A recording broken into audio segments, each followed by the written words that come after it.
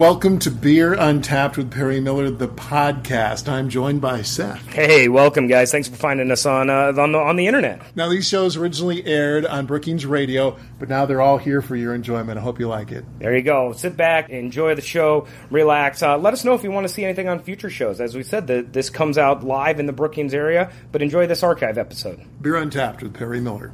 Welcome to Beer Untapped with Perry Miller. Craft brewers love using local ingredients in their beer. In many states, it's possible to make a beer completely from homegrown sources. That is not the easiest thing to do in South Dakota. In fact, probably not even possible at the moment. The key ingredients, barley and hops. But they aren't widely grown in this state. This week, we'll focus on barley.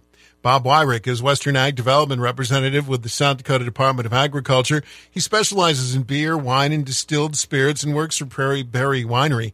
Wyrick says it's been great to see the growth of craft brewing in South Dakota. It's a very contemporary industry. I think it serves a different demographic than typically what we had.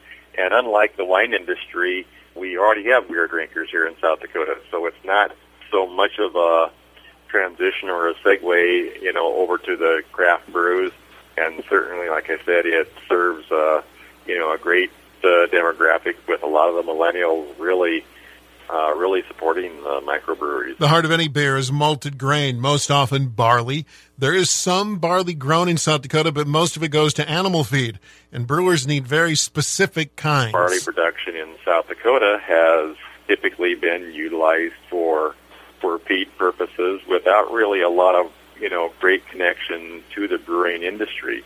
Now, that doesn't mean that there's not some opportunities there. Certainly, I think a lot of the breweries, to keep consistent with their local heritage and pedigree, is they would like to say, well, boy, I wish we had some local barley, some malts that we could utilize ourselves, but that's really literally where the rub is. Seth Cook at Wooden Lakes Brewing in Brookings says they'd love to make an all South Dakota beer. They could find the hops and the yeast, but not the malt. Malt can be grown in South Dakota. It's usually not grown in South Dakota because there hasn't been a huge demand for it. Malt is kind of picky too, so if you're going to grow malt, you have to make sure you do it correctly so that it can go to a malt stirs. We're talking barley, I suppose. I guess you don't actually grow malt. No, you're growing barley. We're growing barley. Well, craft breweries like two-row barley. That's right. And once you've grown your barley, you have to have it graded and judged, and it has to be accepted by the maltster.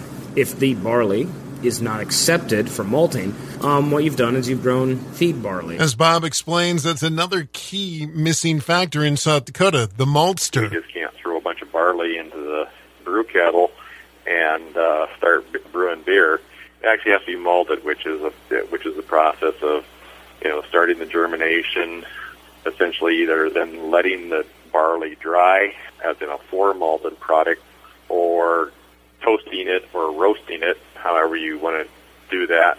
That will help the barley express all the different flavors that we know in beer, everything from a real light ale to a real big, rich, and creamy stout. As of this moment, as far as we know, there is no maltster in South Dakota. I believe that there have been some attempts to start a maltster in South Dakota. I don't know where they're at with that right now. If they're out there listening, I'd love to hear from them, and so I can kind of spread the word. We have had some conversations with some people that are in that world that would really love to see if there's an opportunity for being a maltster or having a micro maltster operation in South Dakota. More on beer and agriculture in South Dakota when Beer Untapped continues. You'll remember me when the west wind moves upon the fields of barley. Welcome back to Beer Untapped with Perry Miller as we talk beer and agriculture in South Dakota. We're talking barley this week. A key to making the barley usable for the brewer is to have it malted. Currently, there is no maltster in South Dakota. Seth Cook at Wooden Lakes Brewing. We have ways to process soybean in South Dakota. We have ways to process, corn into ethanol. Hundreds of outlets for those products or for those crops. for the farmer to turn a crop to cash and do it again next year. I mean, that's the ultimate goal. There isn't a value-add stream for barley. If a farmer wanted to do malting barley in South Dakota, they'd have to ship it to North Dakota, to Minnesota, to Wisconsin, to the Pacific Northwest. So it's not next to your field. It's on a truck that has to end up at someplace else to process it. There's some serious barriers for entry for people.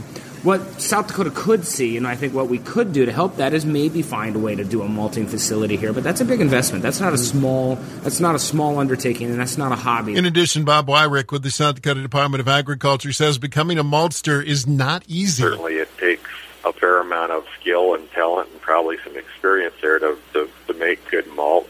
And are you then also making what the brewers are wanting as well, too? It's absolutely just like the brewing process itself.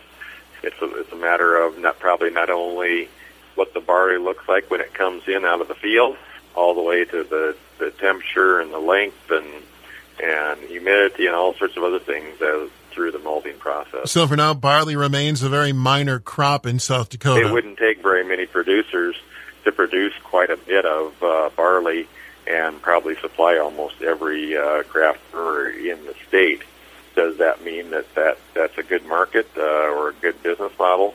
I would hope to think that there's some opportunities there. We'll continue the conversation on agriculture and beer in South Dakota next time. Right now, though, don't forget the Irish breakfast Saturday at Wooden Legs in Brookings. We've got white pudding, black pudding, we've got bangers, we've got rashers, we've got eggs. We're going to even have beans on the plate and mushrooms. And I think we're going to throw a tomato on there for good luck.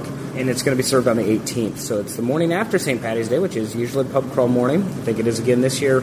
We have some early sale tickets. So if you want to go early and get a seat, we have some limited seating early sales. But then GA, general admission, starts at 9. We have enough food for about 200 people, I think. So come down, you should be able to grab it. People have always loved it. Be a little patient. Come meet a new friend, grab a beer. We turn out a whole bunch of food for one day a year, and it's authentic. It's not just things that we make up here. These are imported and shipped in to make sure that it is the premium quality of the meats and as authentic of an Irish dish as you can possibly get. Finally today at Brookings Liquor Store, Drew Eklund fills us in on another of the new breweries distributing their wares in the state this week. Atwater Brewing out of Michigan. Package art, which is really cool. It's from a world-renowned artist, Tony Rocco. The bottles are really unique looking, and they stand out and grab your attention. Our current Atwater lineup includes Liplock Cherry Stout. This is a fall and winter seasonal brewed with local cherries. The next one is called Going Steady IPA. This is a light, easygoing session IPA with an ABV of 4.6%. Grapefruit and other citrus flavors lead the way into a slightly tart, bitter finish. The next one is called Vanilla Java Porter. This is Atwater's #1 seller, and for good reason, as this is one tasty brew. It's nicely balanced with flavors of vanilla, coffee, toast, and chocolate. Next time, we'll look at hops production in South Dakota. Until then, drink local and drink responsibly. Thank you for listening to this archived edition of Beer Untapped with Perry Miller. Feel free to listen to other episodes, and if there's anything you'd like us to talk about on a future show, please let us know. Thanks again.